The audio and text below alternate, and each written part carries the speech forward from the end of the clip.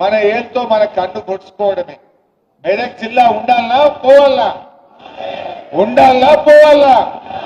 ఉండాలంటే కారు కోటేయాలి, కాంగ్రెస్ చిత్తుగా ఓడగొట్టాలి. గప్పుడు మన జిల్లాల తెరువు రాడు. మన జిల్లా తెరువు రేవంత్ రావద్దంటే, రేవంత్ జ్ఞానోదయం కావాలంటే కాంగ్రెస్ పార్టీని ఓడించాలని చెప్పి నేను మెదక్ ప్రజలందరికీ కూడా ఈ సందర్భంగా పిలుపునిస్తా ఉన్నా. మెదక్ అయినా, నర్సాపూర్ అయినా, రామాయణపేట అయినా, తూప్రాన్ అయినా 4 మున్సిపాలిటీలు గులాబీ జెండా ఎగిరి తీరాలని చెప్పి కూడా నేను ఈ సందర్భంగా పిలుపునిస్తా ఉన్నా. నాకు నమ్మకం ఉంది తప్పకుండా ఈ 4 మున్సిపాలిటీలు కూడా బీఆర్ఎస్ గెలిచి తీరుతుంది. అసలు కాంగ్రెస్ వచ్చినాక మున్సిపాలిటీల్లో బుగ్గలు కూడా, వీధి దీపాలు కూడా వెలుగుతలేవు. చెత్త కూడా సరిగా ఎత్తుతున్న పరిస్థితి లేదు. కొత్తగా రోడ్ వేసిన పరిస్థితి లేదు. మొత్తం పారిశుద్ధ్యం లోపించింది. ప్రజలు డయేరియా, అంటురోగాలు, విష జ్వరాల బారిన పడి ఇలా నానా ఇబ్బందులు పడుతున్నటువంటి పరిస్థితి ఉన్నది. ఇంకా గొప్పతనం ఏంటంటే దీనికి మున్సిపల్ మంత్రి రేవంత్ రెడ్డి, ఆయన శాఖలోనే ఇంత దారుణమైనటువంటి పరిస్థితులు ఇవాళ ఈ రాష్ట్రంలో నెలకొన్నటువంటి పరిస్థితి ఉన్నది. నేను మీ అందరినీ కూడా కోరేది ఒక్కటే, దయచేసి అందరూ కలిసిమెలిసి పనిచేయండి. పార్టీలో కార్యకర్తలు మెరిట్ ప్రకారం మా ఫారూక్ హుస్సేన్ సాబ్ ఆయన పార్టీ మనిషి, ఎవల ముఖం చూడడు. జో జీతా ఉनको టికెట్ మిల్తా. వేరే వాళ్ళు దయచేసి నేను కోరేది ఒక్కటే, ఎవరైనా రాకపోతే కాపాడుకుంటాం. 2 ఏళ్ల తర్వాత వచ్చేది బీఆర్ఎస్ గవర్నమెంటే.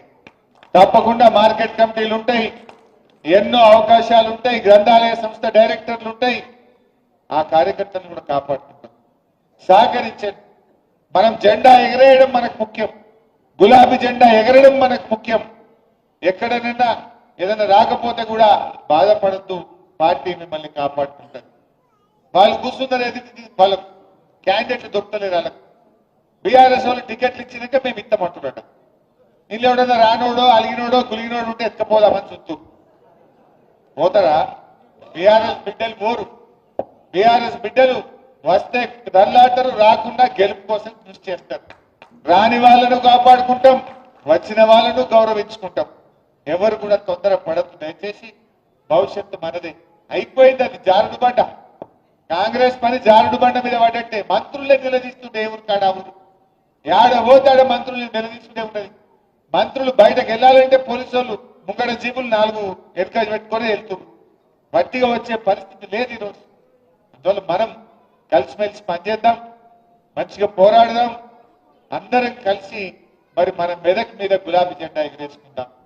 ముఖ్యంగా సురేందర్ గౌడ్ గారు నాతో ఒక్కటే మాట అన్నాడు, అన్న మెదక్ జిల్లా, మెదక్ కిల్లా మీద గులాబీ జెండా ఎగిరేయడం కోసమే నేను బీఆర్ఎస్ లోకి వస్తున్నా. మా జగపతి అన్న, మా మల్లికార్జున్ గౌడ్, కృష్ణారెడ్డి, సురేందర్ గౌడ్, ప్రభురెడ్డి, ఆంజనేయులు, మా సీనియర్ నాయకుడు, వీళ్ళందరూ కలిసి మెదక్ల బయలునాక ఇంకోటి ఎదురుగా మిగులుతాడా? ఇంత మంచి నాయకులు, అనుభవం ఉన్న వాళ్ళు, ఇంత మంచి పేరున్న వాళ్ళు ఒక్క బీఆర్ఎస్ కుందరు తప్ప ఇంకో పార్టీలో ఉన్నారా? మనోళ్ళు చాలా మంచి ధైర్యవంతులు. బాగా చేయండి, మంచిగా ప్రజలకు అందుబాటులో ఉంటూ మన బీఆర్ఎస్ పార్టీ చేసిన పనులను వివరించండి. కాంగ్రెస్ మోసాలను మీ ఫోన్లలో చూపియండి. బాకీ కార్డులు పంచండి.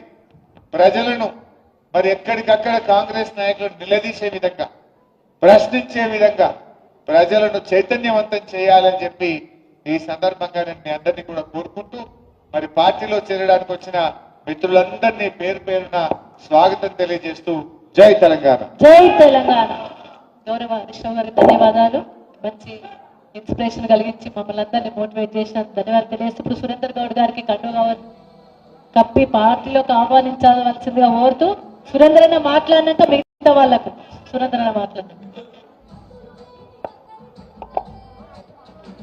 పెద్దలు మాజీ మున్సిపల్ చైర్మన్ సావిత్రి సురేందర్ గౌడ్ గారిని మరి అభిమాన నాయకుడు హరీష్ అన్న గారు కండువ కప్పి స్వాగతం పలుకుతున్నారు.